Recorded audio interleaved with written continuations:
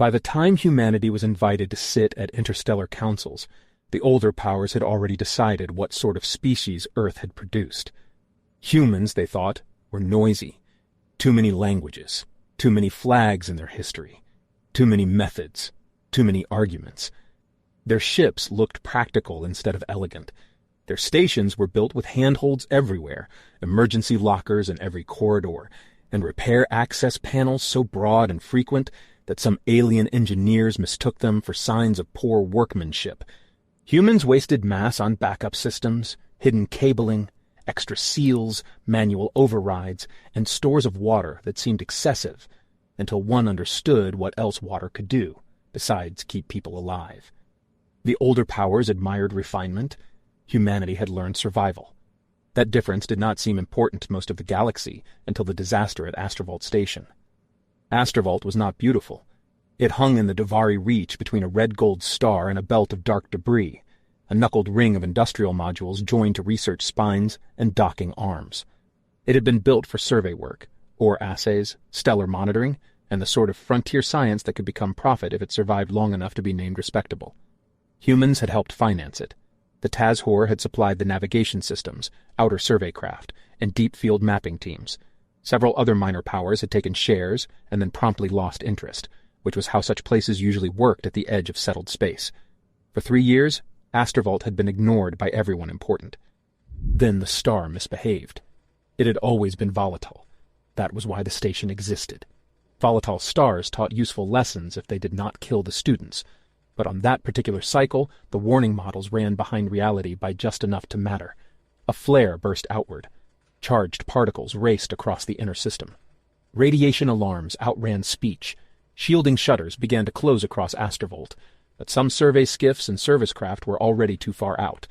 The Tazhor survey line took the hit first. The Tazhor were fine-boned, tall, and deceptively delicate to human eyes, though they were not weak. Their bodies had evolved in magnetically calmer conditions than Earth's species had endured. Their nervous systems were quick, their spatial sense extraordinary, their fleet maneuvers so precise that human pilots compared them to watching music. Yet the tissues lining their blood-making organs were far more vulnerable to radiation than human tissue. Doses that left a human sick, burned, and exhausted could leave a Tazhor beyond saving. Surgeon Neryx Iskar knew this before the alarms finished sounding. He knew it with the clarity of a medical officer who had spent half his career teaching commanders not to rely too much on numbers that had been kind to them so far. He stood in a treatment bay, aboard a crippled Tazhor escort near Astervault's outer shadow, and felt the deck shiver under emergency turns. Around him, the air smelled faintly of scorched insulation and sterilizing vapor. His hands were steady, because they had to be. His thoughts were not. He had 23 patients already laid out in the bay, and another 11 still arriving from the engineering trench. Their symptoms were diverging faster than his supplies. Their skin patterns had gone ashen under the biolights. Their breathing had grown shallow. He was triaging by fractions of hope. On the command deck above him, Fleet Marshal Saradin Pellinor was doing a different kind of triage. He was choosing which ships could still be reached, which ones would need to shelter in place, and which call signs were already ghosts. He disliked being helpless more than he feared death. Most commanders said that. Saradin meant it. The Tazhor line had not broken out of cowardice. It had broken because radiation was an enemy formation could not outfly. At the same time, several thousand kilometers away, Commander Miro Basaran received the same hazard bulletin aboard the human rescue cutter Harrow. The Harrow had once been a tug, then a salvage ship, then a rescue craft, because frontier economies made old hulls learn new trades. Its armor was patchy, its corridors were narrow, its outer plating wore weld lines like old scars. But its engines were oversized for its mass, its lockers were full, and its crew believed, with the stubborn faith of people who had survived lean contracts, that almost anything could be repaired if one reached it before silence did. Miro Basaran was not a reckless man by nature. He had simply spent enough of his life around vacuum to know that prudence and cowardice were often mistaken for each other by people far from danger. He read the radiation estimates. He read the automated advisories telling independent vessels to withdraw beyond the flare spread. He knew those advisories were reasonable. He also knew the Tazhor ships outside the station had been designed around a different set of biological tolerances, and that if humans waited for the storm to soften, they would not be rescuing crews. They would be collecting bodies. His executive officer expected him to hesitate for at least 3 seconds. He did not. "Bring the water tanks forward," he said. "Strip cargo bay, too. Pull every hydrogen-rich polymer sheet we have and every spare food reservoir. I want a shielded corridor to med. Move now." The order sounded improvised because it was, but it came from lessons older than the Harrow. Humans had learned long ago that mass could be armor if it was the right kind of mass. Water was life support, yes, but in a radiation storm, it was also shielding. Plastics rich in hydrogen were ugly, humble materials, yet they helped slow charged particles better than many prettier options. The Harrow's crew knew the principle. They did not need a lecture. They dragged translucent tanks, stacked nutrient packs, bolted feedstock slabs against bulkheads, and turned cargo into protection. Miro also ordered the centrifuge drum in the midsection to spin up for casualty care. That decision came from another old lesson. Human beings had spent generations learning what microgravity did to bone, muscle, balance, blood flow, and judgment. They had not enjoyed the lesson, but they had kept it. Even short periods without gravity could complicate recovery, medication, and circulation. The Tazhor had their own ways of managing it, but mixed-species medicine in a crisis favored whatever increased survivability fastest. Neryx Iskar first saw the Harrow through a docking camera, whose image was thick with static. The human cutter looked like something assembled under financial pressure and repeated impact. It came in too close to the radiation zone for his professional comfort. He thought, with a flicker of disbelief sharpened by exhaustion, that the humans had either misunderstood the hazard data or chosen to treat it as a suggestion. Then he watched the Harrow align itself between the worst of the flare angle and the crippled Tazhor escort, using its own broadside and its hastily shifted water mass as a shield wedge. That was not recklessness. That was intention. "Transfer route prepared," one of his staff said, voice shaking. "Prepared is too generous," Neryx replied, though what he meant was keep moving. The first Tazhor casualty team crossed through a human-built tunnel of patchwork shielding and emergency lights. The Harrow's crew had taped floor marks in 3 colors to direct traffic: red for critical, blue for walking wounded, yellow for supply return. Human medics were already shouting for fluid packs and dosimeter checks. Someone had hung blackout cloth around the treatment section to reduce visual stress. Someone else had rigged warm air vents because Tazhor patients lost heat rapidly under shock. Neryx walked in prepared to distrust frontier improvisation. Instead, he found competence with grime on it. Human medicine looked disorderly to Tazhor eyes. It was loud. People talked while they worked. They repeated themselves. They challenged orders if they thought they had seen something the senior staff had missed. Their treatment charts mixed formal terminology with hand signals, color codes, and old habit phrases. Yet under the noise there was structure. Everyone knew who had authority. Everyone knew where the emergency kits were. Everyone knew what came first. Airway. Bleeding. Contamination. Radiation dose. Hydration. Calm the patient. Keep them warm. Keep them oriented. Keep them alive long enough for the next chance. Miro passed through the med section twice in the first hour, each time with a new task waiting for him. Neryx noticed him because humans radiated heat more visibly than Tazhor thermal overlays, because he moved with the clipped haste of someone forcing himself not to run, and because the crew's eyes tracked him without fear. They were not asking whether he would decide. They were waiting to hear what he had already decided. "Your forward shielding is too thin on the port side," Neryx told him the first time they crossed paths. "We know," Miro said. "We're moving storage ice to cover it. You are using consumables as armor." "Yes. That will shorten your support margin." "Yes." Miro did not say anything theatrical after that. No line about sacrifice, no declaration of shared destiny. He simply moved on to the next urgent thing. That simplicity impressed Neryx more than any speech would have. Higher in the battered escort, Cerridon Pellinor watched status bands collapse one by one. Command had narrowed to essentials. Save what you can, record what you cannot save. Deny panic, preserve order. He had done all those things before. He had not done them while depending on a species many of his colleagues still considered tactically useful, but culturally unreliable. Then the Harrow latched on like a stubborn animal and refused to leave. That refusal altered Cerridon's judgment more than he admitted at the time. The storm did not end quickly. Flares never did, not from the perspective of those caught under them. Hours stretched into a cycle of alarms, repositioning burns, casualty transfer, shield adjustment, and strained calculations about what could still be attempted. Human crew members worked in timed shifts under harsher exposure thresholds than the Tazhor could tolerate. They enforced sleep periods even when nobody wanted sleep. They dimmed lights according to a schedule. They heated food that no one was hungry for and made people eat it anyway. Their discipline did not look ceremonial. It looked domestic, almost ordinary, and because of that, it was effective. Humanity's deep space institutions had learned an unfashionable truth many centuries earlier. People did not remain clear-headed simply because they were brave. They remained clear-headed because their bodies needed routine to keep the mind from slipping. Light cues mattered. Meal timing mattered. Rest mattered. Circadian disruption could make experienced professionals foolish, cruel, or slow.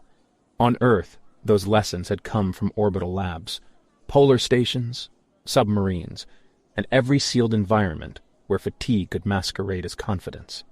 In the Reach, aboard a ship that smelled of hot metal and medical cleanser, those old studies saved lives. By the time the radiation front weakened enough for heavier rescue assets to approach, the Harrow had taken aboard far more survivors than its designers had ever imagined. Every spare berth was occupied. Even the machine shop held cots and heating wraps. 2 human crew members had passed their own exposure limits and been forced off duty by their captain. One tried to argue. Miro threatened to have him sedated. He did not mean it, but the threat worked. When the emergency ended, 83 Tazhor were alive, who would not have been alive without human intervention. Surgeon Neryx Iskar knew the number exactly because he hated vague gratitude. Gratitude without accounting turned into sentiment, and sentiment could be forgotten. Numbers endured. So did Cerridon Pellinor's memory of the human rescue cutter choosing to enter a radiation zone, while larger, cleaner ships held back. The official reports were respectful. The unofficial reactions were stronger. Some Tazhor officers called the humans unreasonably tolerant of risk. Some human officials called Miro Basaran needlessly provocative for exposing Earth personnel to a frontier crisis not technically under Earth's protection. Both groups were correct, in the smallest sense, and blind in the larger one. The larger one was this: species learned each other most truthfully under stress, not at banquets, not across polished conference tables, not while reading doctrine. Stress stripped away whatever culture pretended not to value. It showed what people protected first. At Astervault, the Tazhor had protected order. Humans had protected access. Each side recognized seriousness in the other. That recognition became habit. Joint traffic through the Davari Reach increased. Human rescue crews and Tazhor navigators began sharing procedures. Neryx Iskar spent time aboard human stations and returned home with notebooks full of observations that disturbed and fascinated his peers. He wrote about human immune systems that overreacted, adapted, remembered, and occasionally harmed their own hosts in the process. About endocrine surges that flooded the bloodstream with stress chemistry and let wounded people keep functioning for precious minutes. About a species whose resilience came less from any single superior trait than from the layered redundancy of many moderate traits working together. He also wrote about culture. Humans, he observed, bonded laterally and rapidly. They adopted obligations in unofficial ways. Shared meals mattered to them. So did jokes under pressure, maintenance rituals, and small acts of mutual care that had no place in formal doctrine, but kept crews stable. They distributed emotional weight across groups. This made them difficult to classify. It also made them hard to break cleanly. Director Ulyss Talvin, back on Earth, read those reports with a strategist's attention and a politician's caution. Talvin was not a romantic. He believed in alliances when they were useful, and in preparedness, even when it was expensive.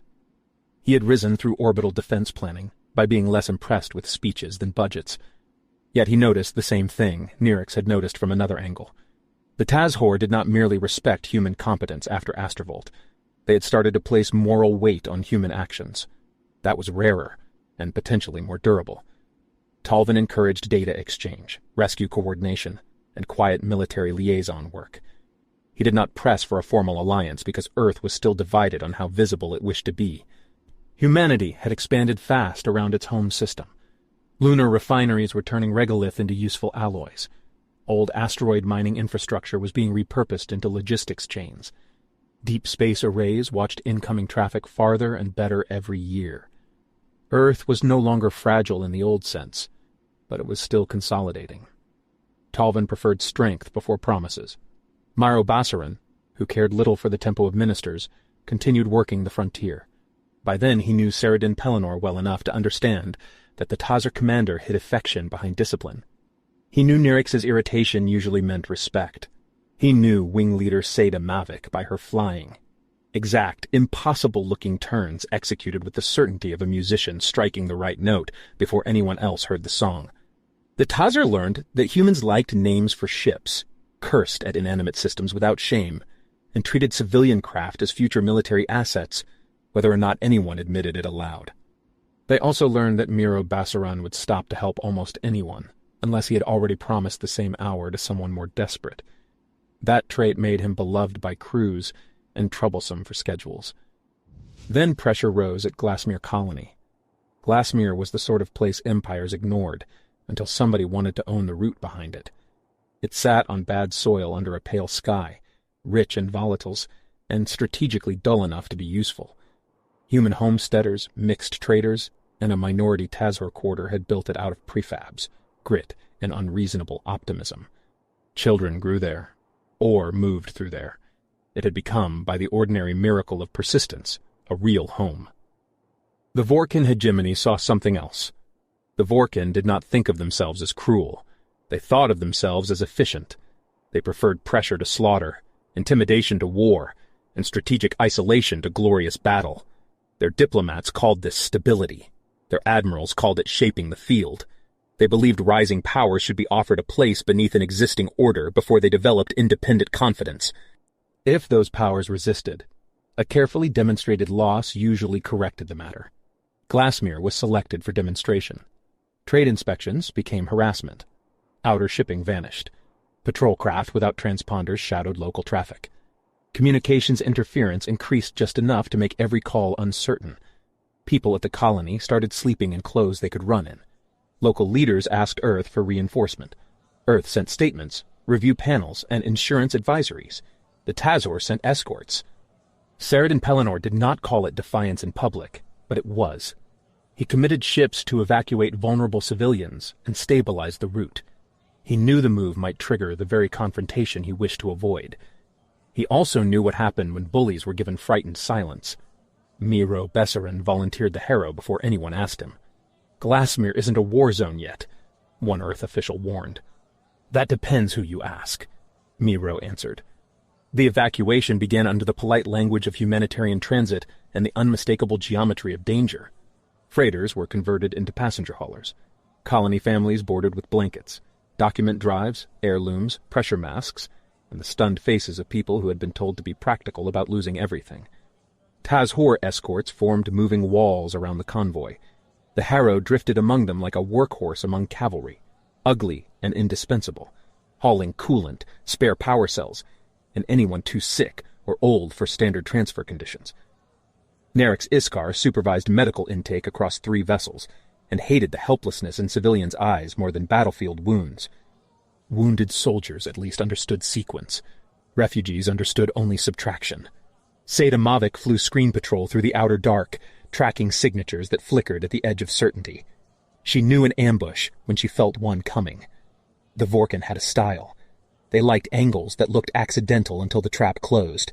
At Vardos Gap, the trap closed. The gap was a narrow transit corridor shaped by bad gravity, debris drift, and the economics of fuel. Traffic used it because avoiding it cost too much mass and time.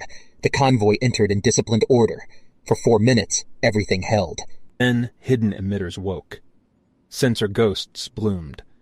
A freighter decoy burst from a debris shadow and split into weapon pods. Vorqen attack craft surged in from vectors pre-calculated to split the Tazhor formation before human support ships could reposition. Saradin Pellinor recognized the plan instantly. It was a clean design. Panic the civilians, overload escort command, force the convoy to scatter, then cull stragglers and claim the whole affair had been caused by local instability. He also recognized that there was no way to preserve every ship. His orders were colder than his heart. Hold the corridor. Keep the transports moving. Accept losses. Tazhor doctrine was magnificent when it had room to breathe. Under pressure, their formations folded, pivoted, and interlocked with astonishing grace. At Vardos Gap they used that grace as a shield. Seda Mavic's squadron cut across the first attack wave so tightly that 2 of her pilots lost cooling and stayed in the fight anyway. Saradin's command ship took fire meant for the lead transport line. Escort hulls died in place, disciplined even while breaking apart. The Harrow did not fight like a warship because it was not one. Miro turned it into a problem. He vented superheated coolant as a sensor-blinding fog. He shoved a damaged hauler clear with his own hull. He used utility drones as false targets. At one point, he ordered cargo canisters released on staggered thrust, making the Vorqen waste munitions on drifting masses whose signatures mimicked live compartments. One of his crew asked if the trick would work. Miro answered, "It only has to work once per missile." Neryx Iskar moved through a treatment section so crowded that medics had started using maintenance spaces for triage. He saw a human dock worker with a shattered arm hold a Tazhor child steady for an injection with his good hand. He saw colonists asking after people whose names they had learned only during boarding. He saw, again, the human habit of making family out of proximity and effort. The convoy escaped, not intact, not cleanly. But it escaped. Many of the Tazhor escorts did not. The names of the dead were carried to Oraline Ring. Oraline Ring had been built long before humanity reached the stars and anything more than hope. It circled a moonless world in slow silence, a memorial structure open to vacuum and starlight by design. The Tazhor did not hide grief. They formalized it. Their right for the fallen required witness because witness converted loss into binding memory. To die in defense of others and then pass unwitnessed into record was, to them, a second diminishment. Invitations went out to allied governments, rescued civilians, and every authority that had benefited from the stand at Vardos Gap. Earth sent messages. Earth sent polished words. Earth sent regret that no senior delegation could attend on such short notice. Miro Basaran read those notices in silence. He was sitting alone in the Harrow's galley, one elbow on a metal table still bearing scratches from old salvage jobs. He had not slept enough in 2 days. The dead from Vardos Gap were still fresh in his mind, especially those he had spoken to on open comms during the final minutes. He remembered one Tazhor lieutenant, whose voice had remained calm while the hull alarms screamed behind him. He remembered a pilot reciting vector updates even after her squadron was gone. He remembered civilians alive because someone else had chosen not to leave station. Polite absence revolted him. He arranged for the Harrow to make the trip. No one on Earth stopped him, because technically there was no rule against attending a memorial. No one joined him, because technically attendance was not required. That distinction hardened something in Ulis Talvin when he learned of it. He said nothing publicly. Privately, he made a note about which offices had found inconvenience more compelling than gratitude. At Oraline Ring, Tazhor mourners assembled by household, service line, and ship. The structure glimmered with engraved memory bands and dark ceremonial cloth. Names were sung there, but not as songs of comfort. They were statements of fact. This person lived. This person stood. This person was witnessed. When Miro Basaran entered the memorial way in human dress uniform that no longer fit quite perfectly at the shoulder, several Tazhor heads turned. He was alone. That fact traveled through the gathering without a word. Miro knew he was being seen and did not enjoy it. He was not there to symbolize anything. He would rather have stood unnoticed. Yet he remained because leaving would have made his discomfort the center of the moment, and he despised that thought. He carried a case of remembrance plates from Glassmere's evacuees. Human families had engraved messages on them. So had Tazhor civilians from the colony quarter. Some were formal. Some were awkward. One simply read, "You stood between us and the dark, so we will say your names where our children sleep." Surgeon Pellinor met him at the inner approach, and for several seconds said nothing. The fleet marshal had expected representatives, perhaps delayed and reduced by politics, but not this. Not one human officer crossing all that distance without entourage, advantage, or demand. "You came?" Surgeon said at last. "Yes," Miro answered. "Alone." Miro's mouth tightened. "I asked for the plates to be added to the witness record. If that is permitted." Surgeon looked at him with an expression a human might have called stern if they did not know him. What he felt was something heavier and warmer. "It is more than permitted," he said. Neryx Iskar watched the rite from the medical line and felt several conclusions settle into permanence inside him. He had already believed humans to be durable. He had already believed them useful allies and unexpectedly compassionate co-workers. But this was something different. This was costly attention. A human had come to honor dead Tazhor, not because a treaty required it, not because cameras were present, not because there was gain in it, but because his conscience had made absence intolerable. For the Tazhor, there was no stronger proof of seriousness. Miro stood through the entire rite. He did not know all the gestures. He followed when guided. He bowed when expected. He kept his silence where silence was due. He listened as names and acts were recited, and each time one of the Vardos escorts was called, he saw again the living moment behind the ceremonial form. One held the line while a transport cleared. One rerouted power from life support to shields. One refused extraction from a failing cockpit because his wings still needed telemetry.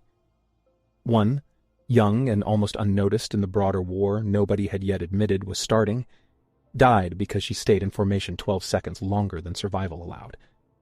When the witness plates were presented, Miro placed them with his own hands. The Tazhor remembered who had been there. That memory was not sentimental.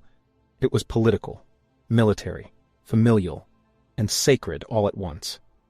Years passed, not peacefully.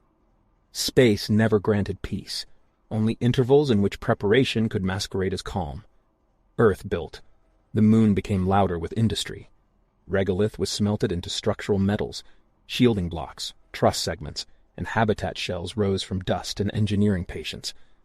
Old lessons from the earliest orbital laboratories remained embedded in everything. Habitats were designed around sleep cycles, gravity needs, radiation shelters, and the known psychological strain of sealed life. Human expansion looked messy from a distance. Up close, it was a masterpiece of accumulated practical knowledge. The sunward net took shape.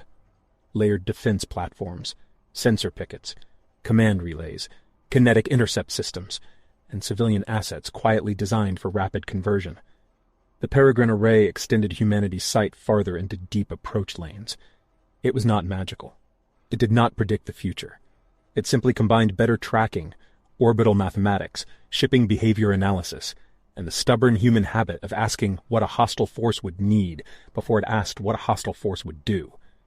That habit mattered. For every glamorous vision of space combat, there remained the same old truths. Velocity killed, heat betrayed, fuel constrained, and supply determined endurance. A warship out of coolant or reaction mass was a coffin with engines. Humans never forgot this because their civilization had been raised by launch windows, life support margins, and mass budgets. The first age of rockets had taught them humility before physics. The later ages had not erased it. The Vorqen hegemony watched all of this, and drew the conclusion Surgeon Pellinor had long feared they would draw. Earth was becoming inconvenient. A new power could be tolerated while isolated, bargained with while uncertain, and intimidated while dependent. Once it developed home system depth, industrial reserve, and reliable allies, the cost of coercing it rose sharply. Vorqen doctrine preferred pressure before parity. So they came before the sunward net was fully integrated. The first warnings reached Ulyss Talvin through the Peregrine Array as anomalous mass behavior along the Marikai corridor, freight patterns that were too neat, Gaps that were too deliberate, decoy traffic covering movement that smelled military to anyone who had spent years studying supply. Talvin's pulse quickened, not because he was surprised, but because the shape of danger he had expected was finally taking visible form. He convened Defense Command, emergency channels lit from Earth to lunar control, orbital yards, and every station able to move or shoot. Civilian tug captains received sealed packets, whose existence they had privately guessed at for years. Mass drivers shifted from industrial schedules to intercept readiness. Tankers altered course. Construction craft activated armored compartments they had always claimed were merely reinforcement. Earth had planned, because humans did that best when frightened early enough. Still, Talvin knew planning was not the same as certainty. He also knew help from the larger powers would be late, if it came at all. Some would hesitate. Some would calculate. Some would wait to see whether Earth deserved to survive. In Tazhor space, Seredin Pellinor received the same strategic picture and did not bother asking whether politics approved what he had already decided. The answer at Orline Ring had never been forgotten. Neither had Astervault. Neither had Glassmere. Tactical groups unseal, he ordered aboard the Cinderwake. All available response elements set course for Sol. No committee slowed him.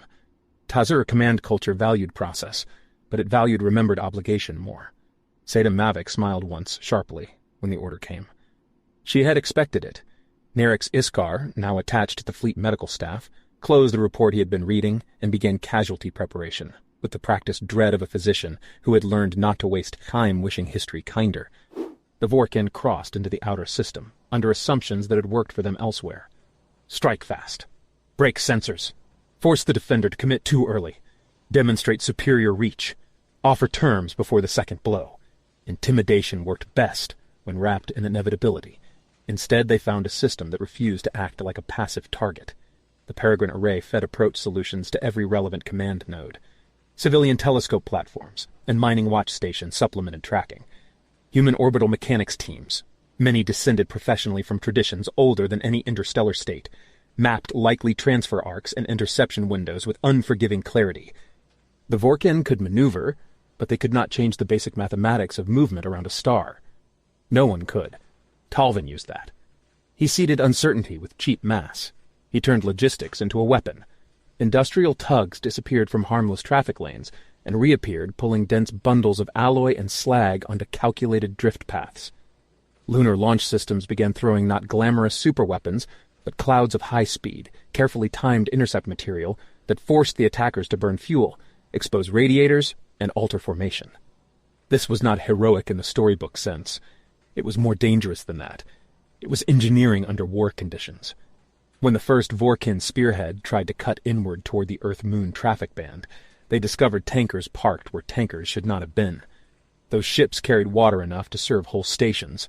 In battle, they became moving shields, emergency coolant reserves, and armored sacrificial barriers whose value exceeded the metal in their hulls.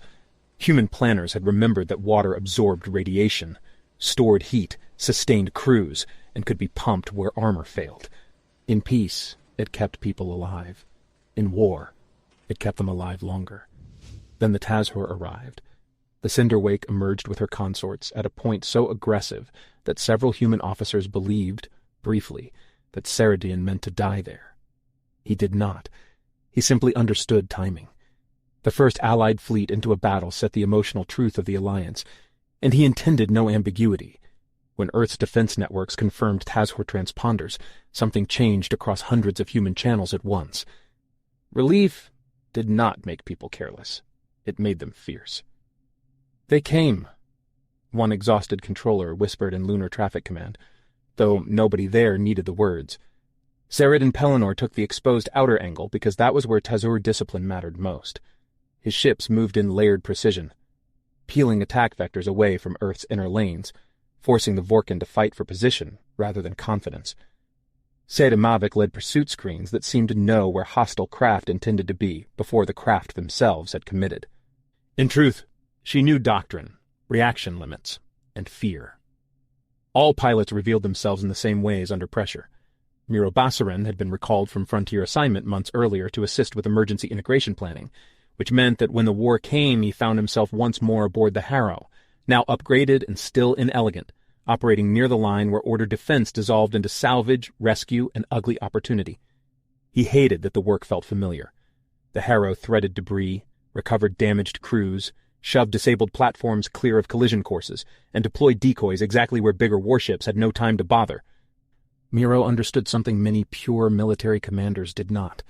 Battles in space were won not only by killing, but by preserving function. Save the tug with the right cargo, and you saved a station. Save the coolant barge, and you saved a squadron. Rescue the crew who knew how to restart a jammed mass driver, and you saved the next hour. Neryx Iskar treated both Tazhor and humans aboard fleet medical ships, and saw the old pattern return at larger scale. Humans under extreme stress became narrower and more focused before they broke. Their pulse rates surged. Their blood chemistry shifted. Attention sharpened around immediate tasks. It was not limitless. Nothing biological was. But properly managed, that stress response bought critical minutes of effective action. Tazhor physiology did not grant the same edge under sustained shock, yet Tazhor training under formation pressure exceeded anything Neryx had seen elsewhere.